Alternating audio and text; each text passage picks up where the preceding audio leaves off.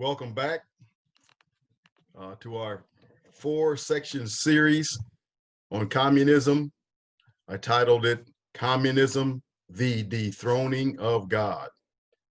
In our last session, we were talking about cultural Marxism and the players in cultural Marxism and how they have influenced what we see going on today in academia, in Hollywood, in Washington, in our cities across the country.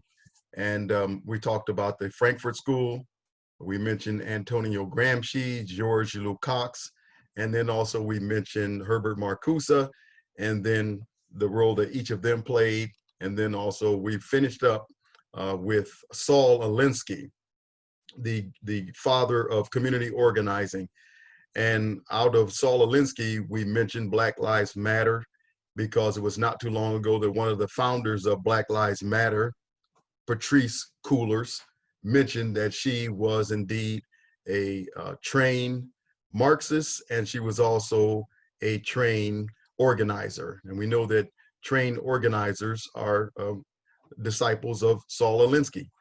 And so we finished up with Black Lives Matter. And if you want to see that presentation, refer to the previous cultural Marxism. So this is section number 3 of cultural Marxism of our presentation, and it'll be part 3 of 3. There were 3 videos which I did on the section on cultural Marxism. It's pretty lengthy, a lot of information we had to cover. And so when you look for this on YouTube, look for part 3 of 3. That's where we are, part 3 of 3 of the cultural Marxism. Let's get started. Let's continue on and finish up with Saul Alinsky. Alinskys legacy continues. Alinsky died in 1972, but his legacy lives on as a staple of leftist methods, a veritable blueprint for the revolution, which he and his disciples euphemistically refer to as change. 2 of his most notable modern-day disciples are Hillary Clinton and Barack Obama. An interesting thing also about many of these communist revolutionaries, they always talking about how they're fighting for the little man, but all of them come from elite families, elite class, elite education, and also elite finances. Many times, or often, Saul Alinsky would say that he would talk about the haves and the have-nots and how he was in a struggle with the have-nots his entire life. But this is certainly not true, because he died a millionaire living out in California somewhere. So they always wind up in that elite status somehow. Well, let's look at some of his, also some of his disciples, one of them being Hillary Clinton. In 1969, Hillary Clinton wrote her 92-page senior thesis on Alinsky's theories. I think that she was pretty impressed with Alinsky to write a 92-page senior thesis. She was introduced to Saul Alinsky by her Methodist pastor. So we see how influential Marxism is, cultural Marxism, talking about how it wants to insert itself into all of our institutions. And it has done that for many years. And so the church is one of them. And so her pastor introduced her to Saul Alinsky. Also, Hillary would maintain her allegiance to Alinsky's teachings throughout her adult life. Well, let's look at Barack Obama. And as I mentioned earlier, someone might say, well, why are you talking about Barack Obama? What does he have to do with this? He served as president for 8 years. He did his time. He was a great president. He's moved on. Why are we bringing Barack Obama into this? Well, many times, if you're familiar with any of the videos that I do, I bring information. I try to expose people to information that's not normally discussed in the mainstream media. The mainstream media is influenced by Marxism, as we saw, and they always like to paint the rosy picture. They paint one side of a picture. If they love an individual, if they admire an individual, then they make them look like they give them Messiah status, in other words. And if they hate an individual, well, then certainly they compare them to Hitler and perhaps even Satan. So I always like to look at the other side of it. And so for 8 years, we had this rosy picture painted by the media of Barack Obama, But there's loads of information out there that tells the other side of the story. And as a Christian, I'm always committed to hearing both sides of the story. I talked about Proverbs. Solomon, the great king, the wise king, he wrote in his Proverbs, and he talks about every man's argument sounds good until his neighbor comes along and cross-examines him. So if you're used to a steady diet of hearing one side of the story, then that individual, you see all of their virtues and they're raised up and praised up, and you don't see the other side. And so that's what I like to do. Let's just look and see the other side. We're going to see that Barack Obama was very fond of Marxism. So unlike Hillary Clinton, Barack Obama never personally met Saul Alinsky. By the time Alinsky died, and I reiterate, by the time he died a millionaire, he certainly was not a have-not through most of his life. But by the time of Alinsky's death in 1972, Obama was only 11 years old. But as a young man, he became a master practitioner of Alinsky's methods. 3 of Obama's mentors in Chicago were trained at the Alinsky Foundation Industrial Areas Foundation. So obviously many of Obama's mentors were trained organizers. They were Saul Alinskyites. For several years, Obama himself taught workshops in the Alinsky method. And so it doesn't matter if Obama met Alinsky personally. Alinsky, he never did, but he embraced Alinsky's ideology, belief systems. And as we mentioned earlier in some of our other talks, it is what belief system is what drives an individual to do what they do. It is their motivating ideology. Just like Christianity drives Christians to do what they do, Islam drives Muslims to do what they do, Buddhist, Hindu, doesn't matter what your belief system is, it is your motivating ideology. So you don't have to meet the founders of any religion. I'm sure that I'm being silly now, I'm facetious. There are no current Buddhists who have ever met Siddhartha Gautama, who was the founder of Buddhism, but they are practitioners of his ideologies. Well, so it is the same way with Barack Obama. Although he's never met Saul Alinsky, he is very fond of Saul Alinsky's doctrine. And so for several years, Obama himself taught workshops on the Alinsky method. One of Obama's early mentors in the Alinsky method, a Mike Grulick, would later say the following about Obama. He was a natural, speaking of Obama, he was a natural, the undisputed master of agitation, who could engage a room full of recruiting targets in a rapid fire Socratic dialogue, nudging them to admit that they were not living up to their own standards, because that's one of the things that Alinsky taught, wasn't it? When you look at my other video, one of the points of Rules for Radical was to make your opponent live up to their rules, because Alinsky maintained that no one can live up to their standards. Well, we see that Obama learned this well. This individual, Mike, goes on to say about Obama, he says, as with the panhandler, he could be aggressive and confrontational with probing, sometimes personal questions. He would pinpoint the source of pain in their lives, tearing down their egos just enough before dangling a carrot of hope that they could make things better. And many who are in the know can remember this statement made by Barack Obama shortly before taking office. We are 5 days away from fundamentally transforming the United States of America. So he ran on that campaign of hope and change, hope and change. And we learned that according to Saul Alinsky and his Rules for Radical, change meant revolution. And organizer was a euphemism for revolution.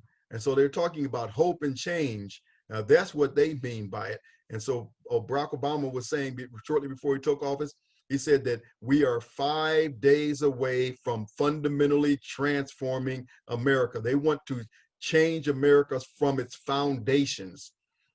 That's a little different from tweaking here and there. No country is perfect. America is not perfect, because America has people who live in it who are not perfect. I am not perfect, you're not perfect, none of us are perfect. And so we all could stand for change. We all can stand for moving forward, making things better. We've come a long way in this experiment of the democratic experiment. So none of us are perfect, but to be changed fundamentally, that's consistent with what the Marxist ideology is of tearing it down to its foundations, destroying every institution and rebuilding something different on its ashes. Well, Barack Obama was a component of that, or a proponent of that. Let's look also at the communists in the Democratic Party. Let's look at communism in the Democratic Party. In January 2015, Communist Party USA National Committee Chairman John Batchelor published an essay in People's World stating that American communists were eager to work with the Democratic Party in order to advance communist goals. He wrote this John Batchelor. He published in the People's World, which is a communist publication, how he was eager to work with the Democratic Party. He said this: labor and other social forces, meaning unions. Everyone knows that unions are notoriously in favor of the Democratic Party. So he mentions labor and other key social forces, such as African Americans, women, gays, minorities, those kind of things. He says they're not about to leave the Democratic Party anytime soon. They still see Democrats as the most realistic electoral vehicle to advance their agenda, especially in the national battle against the extreme right. So each of these groups have an agenda, and they see the Democratic Party as the vehicle toward whatever the agenda that they have. Because most times people say the Democrat are always for the underdog. The Democrat is for the little man. The Democrat is for the working man. That's the narrative that we hear over and over and over. It's not a true narrative, but that's what people have been convinced of for many years. But the facts bear out that there are many more wealthy Democrats. There are also many more wealthy Democrat supporters.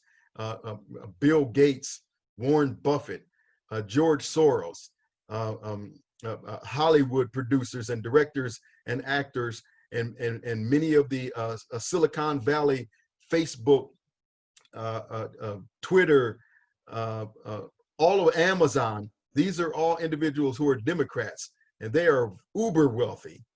So then this narrative about the Democrat being for the down and outer is certainly not true. But the point that this individual is making is there are certain groups of people who are traditionally in the Democrat camp. They're not going to give up the Democrat Party anytime soon. He says, so therefore, what he must do is, first, we are part of building the broadest anti-ultra-right alliance possible. This necessarily means working with the Democratic Party. Second, our objective is not to build the Democratic Party. At this stage, we are about building the broad people's movement led by labor that utilizes the vehicle of the Democratic Party to advance its agenda. Then let's listen to what former Congressman Allen West, let's see what he said about being in the Democratic Party, communists in the Democratic Party. Let's listen to him.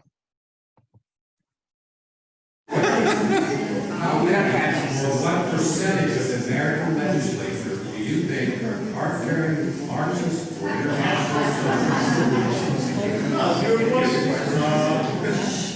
corporate I believe there's about 78 to 81 members of the Democrat Party that are members of the Communist Party.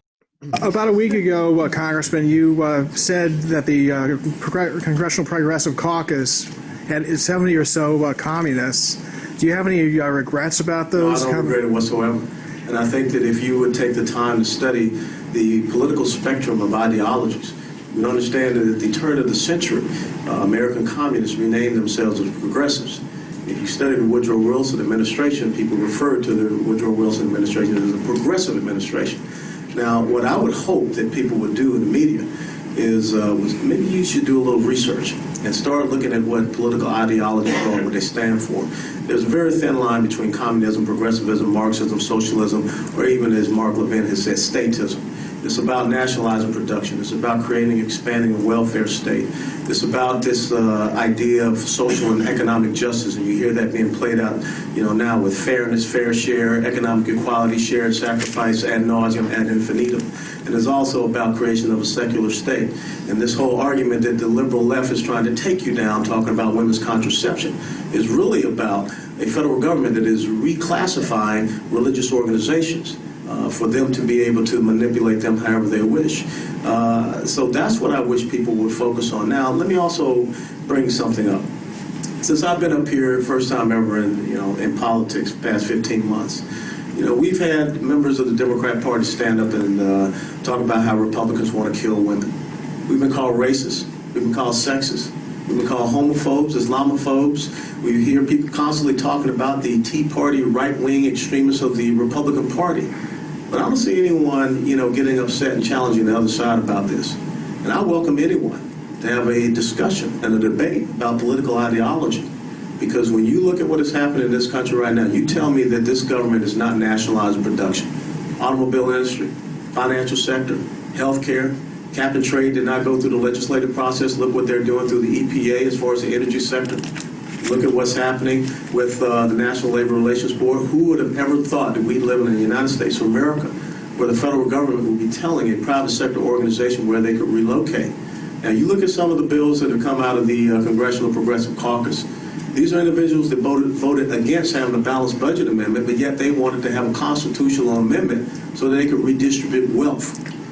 Now, I don't know if that's in keeping in your version of a constitutional republic, but when I went through my studies, it surely was not. So I stand by what I'm saying, and it's very interesting that people on the left are not debating the point that I made. They just don't like the fact that it was made. Mr. West, to follow up on that, since you say it's just not an issue of nomenclature, do you really believe in your heart of hearts that they adhere to the political philosophies of Chad, I just went down the line and gave you examples of legislation. I just went down the line and talked to you about the means. But look, okay, you want to talk about creating and expanding a welfare state? Look at Inauguration Day with how many people were on food stamps. Look at Inauguration Day, how many people are in poverty, and look at where we are today. You want me to tell you exactly where we are? Okay, as of 27 March, we had 46 million people on food stamps. On Inauguration Day, we had 32 million. That's a 45% increase. Americans in poverty on Inauguration Day, 39.8. Today, as of 27 March, 46.2. That's a 6.4 million increase. That's what I'm talking about, creating and expanding a welfare state. So, folks, do your research. Understand these ideologies. And this is a choice between two very clear futures for the United States of America. And I'm not going to back down. I'm not going to be afraid about the fact that I call a spade a spade. That's my responsibility to the American people. A question from a Twitter user: why doesn't the House attach amendments to repeal Obamacare? Well, you heard the video yourself. I don't need to repeat anything he has to say. He spoke rather succinctly. I also consider Alan Rest to be an honest politician because he only did one term. Enough said about that. I think most people know honest politicians don't stick around in Washington very long. We can trust what he just said. Another individual, Trevor Louden, he talks about, he's written a book, and he talks about communists in the Congress, and he lists them. He gives the profiles of all the individuals. So we see there that Trevor Louden's 2019 list of socialists and communists in the U.S. Congress. So this individual who we mentioned earlier, talking about infiltrating, and then also we talked earlier in our lessons that that's the goal of communism, was to always get into both or at least one of the parties. There was I think a document written by a former CIA individual, forget his name at this point, but it's called the Naked Communist. And he gives, I think, 45 points to talk about the communist goals in the United States And then I think he also wrote another book in 1966 to sort of support that. So the communists always had goals to get into various parties. And then this individual wanted to get into the Democratic Party, and we see that they are doing it. And Alan West mentions that there are communists in the Democratic Party. And then also Trevor Louden mentions the same. And so let's look at some individuals who have communist leanings. Let's go back to Barack Obama. We mentioned Barack Obama earlier because he was a disciple of Saul Alinsky. But let's look more into his influence. Let's see who his mentors were and who his friends were. And I want to ask an honest question. Once you see this, how many of us have mentors, and how many of us have friends who are active members of the Communist Party? How many of us have friends or mentors or pastors who are active members of the Communist Party? And also, some of his friends were not only active members of the Communist Party, but they also were leaders and members of domestic terrorist organizations. How many of us can say that we all have friends like that? Now, all of us have some bad actors in our families. If we're just honest, all of us have family members who have done horrible things, done crime, but we don't normally hang around our family members. You can't choose your family. You still love your family, but that doesn't mean you agree with your family's ideology. But here we're going to see Barack Obama and the influence that was in his life. Let's look at and start off, first of all, with an individual by name of Frank Marshall Davis. Frank Marshall Davis was Obama's mentor for more than 10 years. Barack Obama, when he was a child, his mother went over into Indonesia. From the time I believe he was 4 until he was 8 years old, he lived in Indonesia, which is the largest Muslim nation. And while he was there, he attended a school which was a mix of Catholic and Muslim, but he was listed as a Muslim in this Catholic school. And he also writes in his book and talks about his Quranic studies. And so he was over there for 8 years, and then his mother returned back to the United States, back to Hawaii. And so she went back home to her parents, and they wanted to basically connect Obama with his African-American roots. They wanted him to identify with African Americans is sometimes the explanation that was given, because there's not a large African American population in Hawaii where Obama grew up, that is. And so his grandfather, his maternal grandfather, introduced him to Frank Marshall Davis. And once we find out who this Frank Marshall Davis is, you're wondering, why in the world would a grandfather introduce his 8-year-old son? By this time, Barack Obama is 8. And so why would a grandfather introduce his 8-year-old grandson to a known communist? So anyway, Davis wrote for the Honolulu Record, a communist newspaper, and was a known member of the Soviet-controlled Communist Party, USA.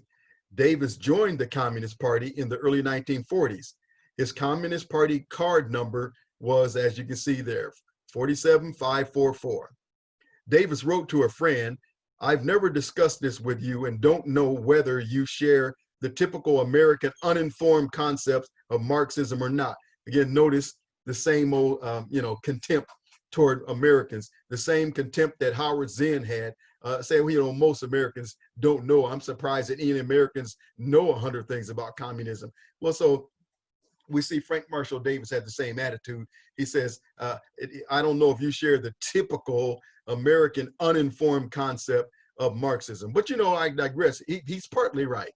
Most Americans are not informed about the dangers of communism. But he goes on, he says, but I am risking such a reaction by saying that I have recently joined the Communist Party. Well, that's Frank Marshall Davis right there. An older picture of him. Frank Marshall Davis is no longer with us, but he was Obama's mentor from the time Obama was 8 years old until the time he was 18 years old. And then when Obama wrote his Dreams from My Father, he refers to Frank Marshall Davis by first name only over 20 times in his book, and he speaks glowing praise about old Frank, old dashiki wearing Frank. Well, let's look a little bit more about who this Frank Marshall Davis was. The FBI first began tracking Davis in 1944 after having identified him as a member of the Communist Party's Dory Miller Club in Chicago. Over a 19-year span, the Bureau compiled a 601-page file on Davis. So they had a 423-page file on Howard Zinn and a 601-page file on Frank Marshall Davis. One document therein suggests that Davis's Communist Party USA affiliations had begun as early as 1931. Moreover, the FBI listed Davis in its security index, meaning that he could be arrested or detained in the event of a national emergency. So that's Frank Marshall Davis. And then if you would go again on Discover the Networks, which is a great resource. And just out of curiosity, just read the bio of Frank Marshall Davis, and you'll see more about him, more disturbing news about him that I won't even discuss in this presentation. So go to Discover the Networks and look up a bio, the profile on Frank Marshall Davis. Continuing on with Barack Obama, let's get the little information about him. Another side of the story that the media will not and refuses to inform individuals on. As of December 1980, Obama was a doctrinaire Marxist. Now we're talking about communism. Our theme is communism, the dethroning of God. And we have learned, we talked about theoretical Marxism, the doctrine itself. We looked at the Communist Manifesto. We looked at the words of Marx and Engels. We saw what they thought about God. We saw what they thought about religion, how they viewed capitalism and the West with absolute contempt. We even see how Marx felt about his own parents, who were very successful capitalists. And according to the correspondence that his parents wrote to him, they seemed like they were very loving parents toward him, but he showed contempt toward his parents and certainly toward his mother. Well, we see what Marxism was, what it represents. It is a godless ideology. Then we also see cultural Marxism. When we look at the Frankfurt School, when we look at all of the players, all of their writings were directed toward this underlying anger and hatred toward God. And many of them admitted that they were atheists and showed their contempt toward Christianity. And this is why we're talking about this. And Barack Obama was a Marxist, and he mentions it also himself. Let's go on. Who had been active in the anti-apartheid movement, and he attended meetings of the Democratic Socialists of America. And so we discussed earlier in earlier videos also that we learned that the Democratic Socialist is the same as communists. There's no distinction. He believed that a communist revolution in the US was imminent, and that the recent election of Ronald Reagan to the presidency was nothing more than a minor setback to that revolution. So he was looking forward to a communist revolution. In his 1995 memoir, Dreams from My Father, Barack Obama Jr. describes his mother as a lonely witness for secular humanism, a soldier for the New Deal, referring to Roosevelt's New Deal, which was certainly socialistic in nature. He talked about the Peace Corps. She was in the position of paper liberalism. His father was a communist, talking about his biological father, was a communist who left his rural Lao-speaking village. So he admits that his father was a communist. And he was always in search of his father's love because he didn't have it as a child. And so he wanted to know about his father. So his father was also a communist. Then also, it says his father was a communist. His own Muslim father became an agnostic and to study economics abroad. And so he was very influenced by his surroundings. He was influenced by Frank Marshall Davis, and he was influenced also by the dream or the ideal of his father, who was a Marxist, an agnostic, left the Muslim religion or you know, some of those things. So very influenced at a young age by these things. It goes on to talk about Obama recalls the following about his days at Occidental College. And he writes this in his Dreams from My Father. He says this himself: to avoid being mistaken for a sellout. And we all know what that is. If you're a black person, if you're too influenced by white people, you don't want to be seen as a sellout. So therefore, this is what he did to say to avoid being mistaken for a sellout. He did this. He said, I chose my friends carefully. So you don't choose your family members, but you choose your friends. You choose the type of people you want to hang out with. And this is what he says: I chose my friends carefully. The more politically active black students, the foreign students, the Chicanos, the Marxist professors, and the structural feminists and punk rock performance poets. We smoked cigarettes and wore leather jackets. At night in the dorms, we discussed neo-colonialism, the socialist anti-colonialist revolutionary, which was Franz Fanon. He was a socialist anti-colonialist revolutionary. These are the types of individuals that Barack surrounded himself with and immersed himself in their teachings and their doctrines. He talked about Eurocentrism and patriarchy.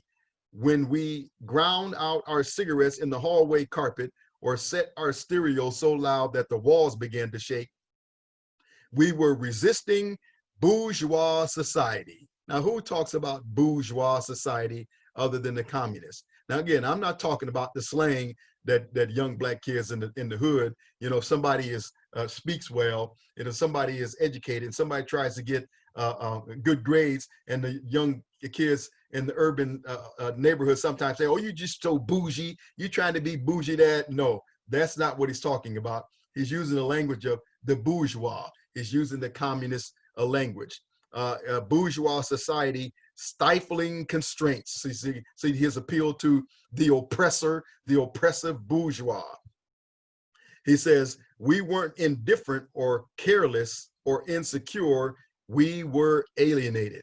Notice the language of the oppression. We were being oppressed by this bourgeois society. And so he was rebelling against it by turning up his music loud and grinding out his cigarettes in the carpet. Now you might say, well, that's how most teenagers act. I mean, my goodness, he's a teenager. Yes, most teenagers are rebellious. Most teenagers rebel against their parents. But he rebelled against his parents by reaching out, not his parents, but he rebelled against the establishment by reaching out to Marxism, because his parents and his other mentors were Marxists. So he wasn't rebelling against his parents, he was rebelling against bourgeois society. Also, continuing on with this connection with Saul Alinsky, because he was certainly a disciple of Saul Alinsky. Saul Alinsky wrote a play called The Love Song of Saul Alinsky. The play finishes with Alinsky announcing he'd rather go to hell than heaven. Look again, the language. As I mentioned, why I'm talking about this, communism is not merely an economic system. It is not an economic system trying to bring equality to various groups. We see that it is a worldview. It is a religion itself. It is an ideology that exalts itself against the knowledge of God because they constantly use religious language. So here he's saying that he'd rather go to hell than to heaven. Why? He goes on to say, it's more comfortable there. It's more comfortable in hell. You see, all my life, I've been with the have-nots. You mean he's been using the have-nots?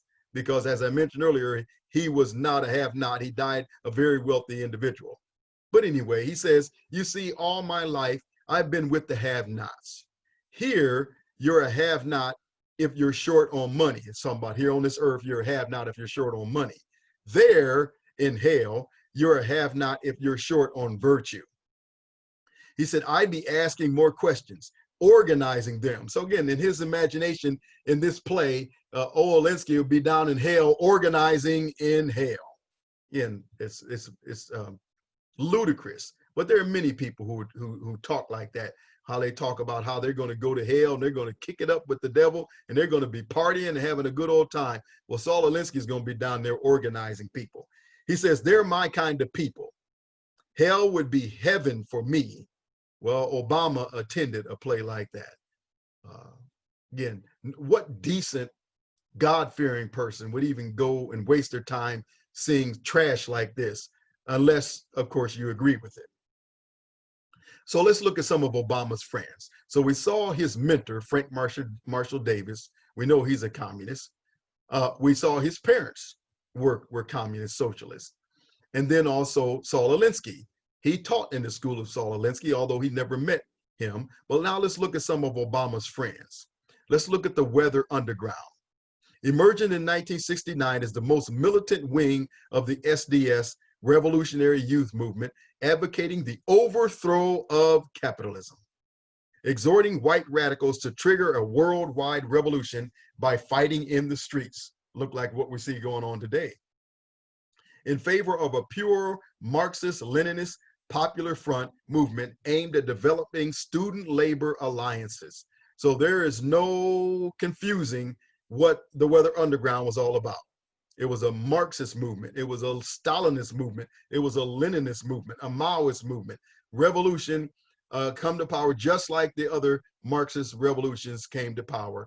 The Underground attempted to do that in the 70s. FBI files from 1976, recently made public under the Freedom of Information Act, confirmed the connections between Weatherman, Castro's Cuba, and Moscow. You can't get any more Marxist than that. In July 1970, the organization issued a declaration of state of war against the United States government. So they were a domestic terrorist organization.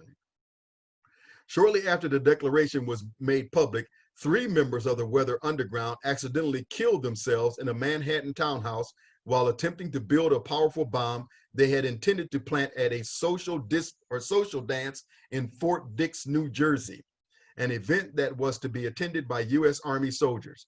Hundreds of lives could have been lost had the plot been successfully executed. The Weather Underground went on to claim credit for some 25 bombings over the next several years, detonating explosives at the rebuilt Haymaker statue, a bathroom at the Pentagon, the Capitol Barbershop, the New York City Police Headquarters, and a variety of other targets. And we see their children carrying out the same acts today. The Weather Underground aspired to take over the U.S. government and establish re-education camps. I wonder where they got that from. Can anyone say Joseph Stalin? Re-education camps in the American Southwest. The organization estimated that it would be necessary to kill some 25 million people, die-hard capitalists who could not be reformed. Let's talk about some of the leaders of this Weather Underground. Bill Ayers. Who's Bill Ayers? Leader of the Weather Underground, a domestic terrorist group of the 1960s and 70s. These are some of his quotes. Kill all the rich people. Bring the revolution home. Kill your parents. That sounds like a movement you want to be a part of, doesn't it? Participated in the bombings of those New York City police headquarters in the 1970s, the Capitol building in 71, and the Pentagon in 1972. Well, where did he wind up? Where did a fine, upstanding American citizen, patriot like this wind up? Well, he worked as a professor of education at the University of Illinois from 1987 to 2010. In 1980, Ayers and Dorn surrendered to the law because after the 70s, after all those bombings and after all the mayhem, well, they went on the lam and they went into hiding. And I think some stories, according to some accounts, they wound up in Cuba, of course. And but then they turned themselves in 1980. Ayers and Doran, Bernadine Doran was her name, was his wife, surrendered to law enforcement authorities, but all charges against them were later dropped due to an improper surveillance technicality.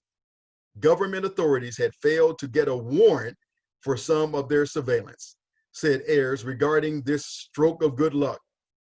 Well, this is what he said regarding this stroke of good luck. Guilty as sin, free as a bird. America is a great country. Again, so now from a communist point of view, America stinks. They use critical theory and critical race theory, and there's nothing good about America. But you know what? When he gets off scot-free from being a terrorist, now all of a sudden America's a great country. This is the kind of individual that Bill Ayers was. And then he went on to teach in prestigious universities for many years, influencing the minds of young people, young Americans. This was Barack Obama's friend. In 1995, Ayers and Dorn hosted a fundraiser at their home to introduce Barack Obama to their neighbors and political allies as Obama prepared to make his first run for the Illinois State Senate. The fundraiser was likely organized by a party, it's called the Socialist New Party. In 1999, Ayers joined the Woods Fund of Chicago, another liberal grant writing organization that gives money to liberal causes, where he served as a board member alongside Barack Obama until December 2002, at which time Obama left. Ayers went on to become Woods board chairman. This is some of the things that Ayers does. Bill Ayers, Barack Obama's friend. He teaches Marxist theory in America and throughout the world. So he travels around and teaches his Marxist theories. He endorses BDS against Israel. BDS stands for boycott, divest, and sanction. So they're talking about boycotting Israel, all things Israel. It was a movement started by Hamas back in the 1980s, I think. It was started by Hamas. And so they want to boycott anything Israel. They want to divest, take all your investments out of Israel. This is a movement that's spreading throughout the West, by the way, and it's very popular on campuses. And then also he calls for sanctions against Israel, just like we sanction many of our dangerous enemies like Iran and Korea and those places. The BDS calls for the sanctioning of Israel. Well, Bill Ayers supports that. He supported also Occupy Wall Street, and he supports Bernie Sanders also for president. In March 2008, Ayers was elected by a large majority of his peers as vice president for curriculum studies at the American Educational Research Association, putting him in a position to exert great influence over what is taught in America's teacher training colleges and its public schools. Think of the dynamics of that. Think of the far-reaching effects of this poison. Specifically, Ayers seeks to inculcate teachers in training with the social commitment to the values of Marx and with a desire to become agents of social change in K through 12 classrooms. That's why many of our Christian children who've been influenced, raised in the church and taught about the gospel of Jesus Christ, taught about the Old Testament, told the stories of David and Goliath, and told the stories of Noah and the ark, and told the stories of Jesus healing the blind and the lame and raising from the dead and all of these things. And then we march them off to the universities, and then we wonder why they come back little Marxists. Because this is what's going on. Unfortunately, many of our universities are hotbeds for Marxist ideology, and Bill Ayers is one of the key players in that. Now let's take a look at old Bernie Sanders, because, you know, Bernie Sanders is the guy who started people to start paying attention to Marxism in the first place. I mean, this guy comes in running for president, and he admits that he was a democratic socialist, which is just a Marxist. So this is what got people's attention and awareness about socialism. What's the difference between socialism, communism, capitalism? This guy, Bernie Sanders, let's take a look at old Bernie, old Uncle Bernie, the old grump.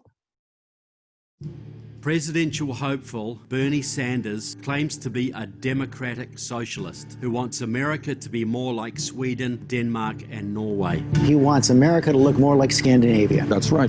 And what's wrong with that? But is honest Bernie telling you the truth? In 2014, Sanders endorsed longtime Communist Party supporter Chuy Garcia's bid for the Chicago mayoralty. Sanders spoke alongside Scott Marshall, a leader of the Chicago Communists. Communist Party. In the early 1960s, Bernie Sanders studied at the University of Chicago. There he joined the Marxist Young People's Socialist League and worked for the Communist Party-led Packing House Workers Union. In 1963, Sanders traveled to Israel as a guest of the pro-Soviet Hashomer Hitzat youth organization. Sanders worked on the Sha'ar Hamakim kibbutz, a pro-Stalin communal farm near Haifa. The kibbutz's co-founder, Aharon Cohen, had been jailed in 1958 for spying against Israel for the Soviet Union. By 1972, Sanders had moved to Vermont, where he became active in the far-left Liberty Union Party. In 1980, Sanders backed the presidential campaign of Andrew Pulley, a leader of the pro-Cuba Socialist Workers' Party. In 1985, while serving as mayor of Burlington, Vermont, Bernie Sanders celebrated the 6th anniversary of the pro-Soviet Sandinista takeover of Nicaragua. While in Nicaragua, Sanders attended a huge anti-US rally in downtown Managua. Bernie Sanders visited the Soviet Union on his honeymoon. In 1988, Sanders and his new bride honeymooned in the then Soviet Union, which at the time was still threatening the United States with nuclear annihilation. Sanders negotiated to make Burlington a sister city of Yaroslavl, a satellite town of Moscow. Could you imagine if you visited Nazi Germany before the war ended, and then you're going to run for president here? You don't think there'd be questions? What are you doing visiting the enemy? No? In 1989, Sanders traveled to communist Cuba, where he unsuccessfully tried to meet with communist leader Fidel Castro. He later praised Castro for his wonderful government-run healthcare. Just because Ronald Reagan dislikes these people does not mean to say that the people in their own nations feel the same way. The same year, Bernie Sanders addressed the 10th anniversary celebrations of the Communist Party-controlled U.S. Peace Council, the American affiliate of the Soviet-dominated World Peace Council. Sanders spoke alongside such democratic socialists as Decima Williams from Grenadian President Morris Bishop's pro-Castro New Dual movement, and with Zedi Terzi, a representative of Yasser Arafat's terrorist Palestine Liberation Organization. In his first congressional race, Bernie Sanders received the endorsement of journalism icon I.F. Stone. Stone was at the time a supporter of America's largest Marxist organization, Democratic Socialists of America. Stone praised Sanders for his pragmatic socialism. Stone would later be identified as a former long-time Soviet spy.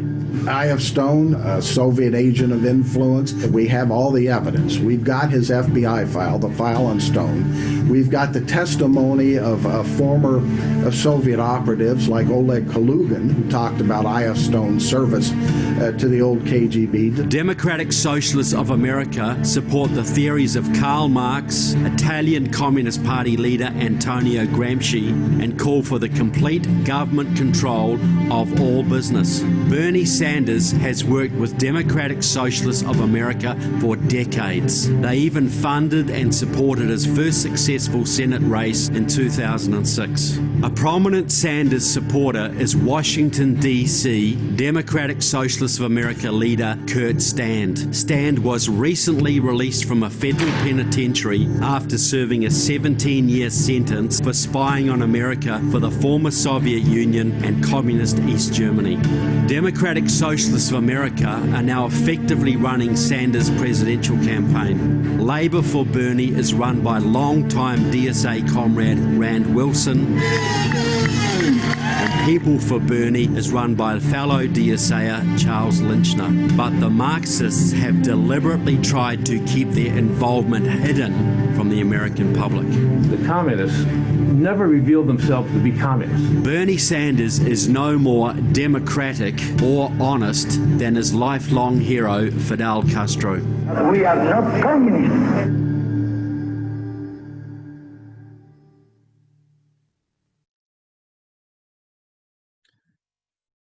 Yeah, very good. Very good information. And I like the end there where Fidel Castro says, "We are not communists." Well, we hear this same thing from Bernie Sanders and many others. They are not communists. Well, again, that was a very good presentation by Trevor Louden. Explains it thoroughly. I had some information here which basically coincides with the video, so we don't have to look at all of that. This just goes over the information that we just saw. But just some interesting things. When he became mayor of Burlington, Vermont, by a very small margin, he hung a Soviet flag in his mayoral office. He also placed restrictions on property rights of the landlords, which is consistent with Marxism. He set price controls as mayor, and he raised local property taxes in order to fund basically a commune. All of these things here.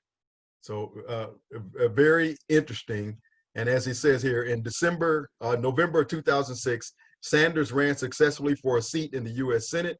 Then Senator Barack Obama, whom Sanders described as one of the great leaders of that legislative body, campaigned enthusiastically on Bernie's behalf. When a Washington Post reporter asked Sanders just prior to the election, "Are you now or have you ever been a socialist?" And Sanders replied, "Yeah, I wouldn't deny it. Not for 1 second, I'm a democratic socialist." Well, if you paid attention to our presentation, a democratic socialist is synonymous with communist, because that's the way Lenin and Marx and Stalin referred to it, communism as democratic socialist. So yes, he's admitting it, but then also at the same time, he's sort of doing what old Fidel Castro did. I am not a communist. Also, Bernie, he is the leader of the Progressive Caucus. The new communists call themselves progressive. And in 2018, Sanders and Yanis, this fella, founded Progressive International. Well, what is Progressive International? Basically what it is it's a Marxist movement. This Varoufakis, who founded it with him, he wrote an introduction to the Communist Manifesto. Also, the council consists of John McDonnell. He was the most famous living Marxist in Britain.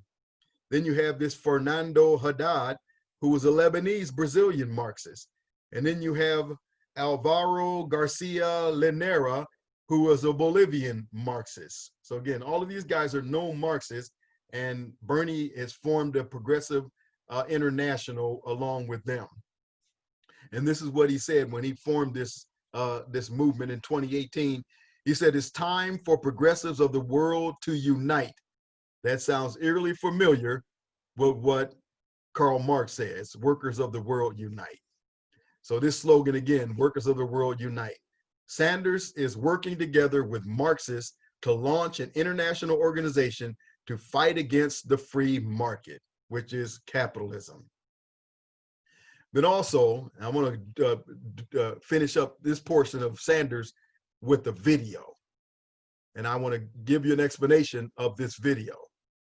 In June of 2017, Sanders had a contentious exchange with Russell Vought, President Donald Trump's nominee to be deputy director of the White House Office of Management and Budget.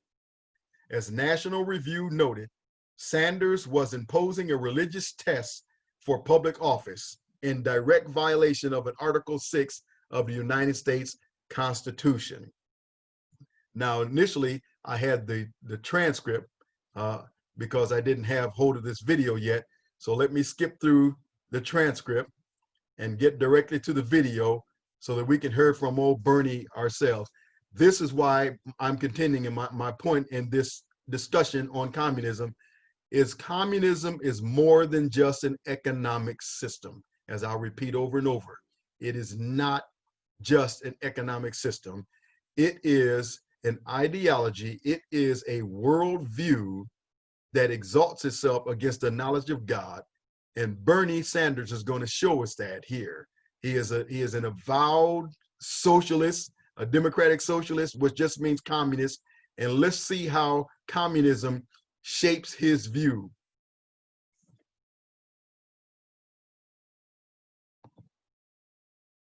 Let me get to this issue that has bothered me and bothered many other people. And that is in the piece that I referred to that you wrote for a publication called Resurgent. You wrote, quote, Muslims do not simply have a deficient theology. They do not know God because they have rejected Jesus Christ, his son, and they stand condemned. End of quote. Do you believe that that statement is Islamophobic? Absolutely not, Senator. I'm a Christian, and I believe in a Christian set of principles based on my faith. That post, as I stated in the questionnaire to this committee, was to defend my alma mater, Wheaton College, a Christian school that has a statement of faith that includes the centrality of Jesus Christ for salvation. And again, I apologize. Forgive me. We just don't have a lot of time.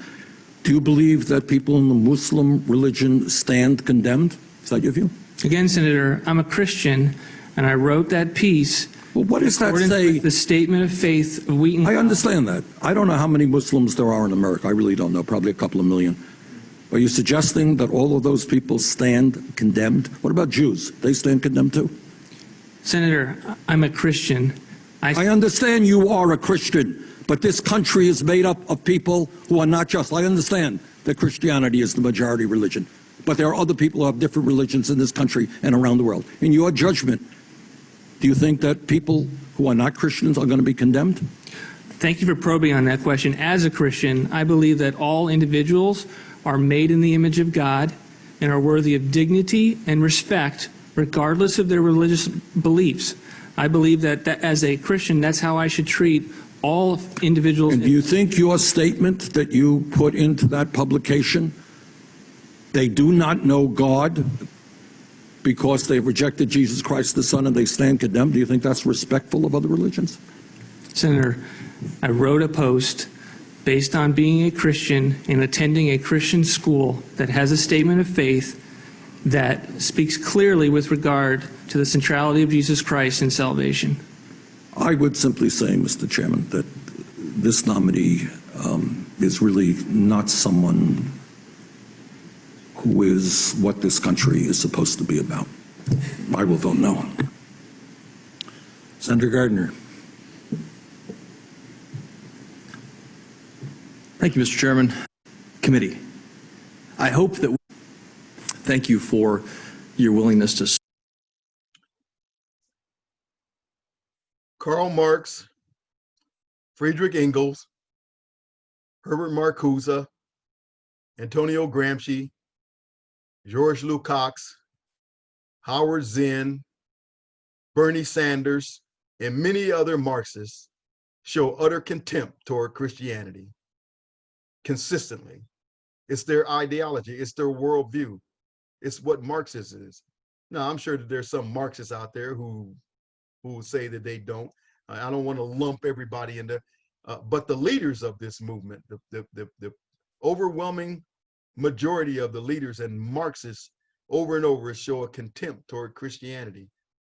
We see Black Lives Matter. There's a young lady by the name of Bevelyn Beatty, and she's a very courageous young woman, and she stands up and speaks out against Black Lives Matter and speaks out against the Marxist movement, and she takes a stand for Christianity. She says she's going out there to preach Jesus Christ, and she says many a times when she confronts and goes to the Black Lives Matter rally, when she goes to the Antifa rally, and she tries to tell them about Jesus, they rail on her and they yell at her. They say, "We don't want your Jesus. We don't like Jesus. We spit on your Jesus. We despise your Jesus. We don't want to follow a white Jesus." So again, we see that this common theme, this contempt toward Christianity, this contempt toward God, comes from Marxism. And it's more than just an economic system. It is an evil ideology that seeks to exalt itself against the knowledge of God. So we'll stop right there. That's look for, this is part 3 of cultural Marxism. And our final section will be section number 4, the red-green axis. And we're going to see in the red-green axis the combined efforts of forces that are exalt themselves against the knowledge of God. We'll stop right there. God bless you. We'll see you on the next one.